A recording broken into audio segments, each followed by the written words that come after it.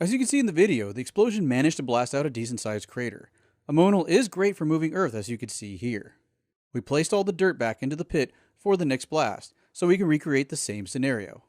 Our next charge is ammonium nitrate mixed with fuel oil, commonly known as ANFO. ANFO has a detonation velocity of about 4,200 meters a second, making it slightly slower than ammonal. It is a very insensitive explosive and requires a significant amount of booster explosive to ensure a proper detonation.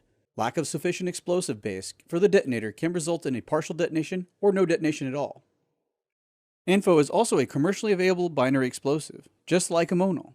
It is used heavily in commercial blasting as it is very low cost, safe to use, and very effective in moving large amounts of earth. For this charge, we used the same amount of 750 grams. We opted for electrical ignition and used this chance to test a delayed detonation blasting cap we are developing, similar to a standard electric cap, but with a pyrotechnic delay of 1 to 2 seconds. The cap is also boosted with an added amount of PETN to ensure proper detonation.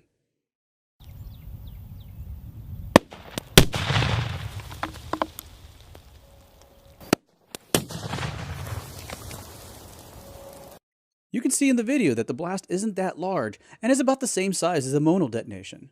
It did leave a decent sized crater in the pit though, roughly the same as the ammonal blast. The delayed blasting cap also worked rather well, which was a pleasant discovery. For our last charge, we are testing a mixture of ammonium nitrate and nitromethane, also known as Kinepack and sometimes Kinestick.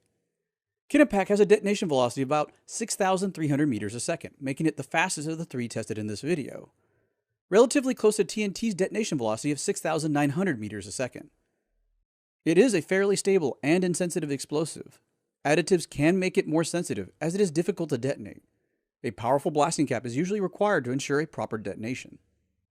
Since it is a binary explosive, it is also commercially available. It is mostly marketed towards military and in law enforcement. It is sometimes used for commercial blasting, but not as much in comparison to ANFO due to cost and long-term stability. Nitromethane is very volatile and readily evaporates, making storage problematic for long term. For this test, we prepared the same amount of 750 grams of explosive, then primed it with a standard electric blasting cap. No delay this time. The charge was then buried in the same manner as the last two charges. We stepped back and detonated the charge.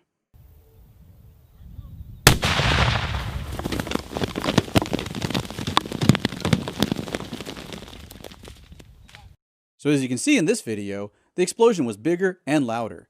It also left a larger crater in the pit and sent mud flying everywhere. It also took out one of our cameras. Another camera bites the dust. The price we pay to film these explosions.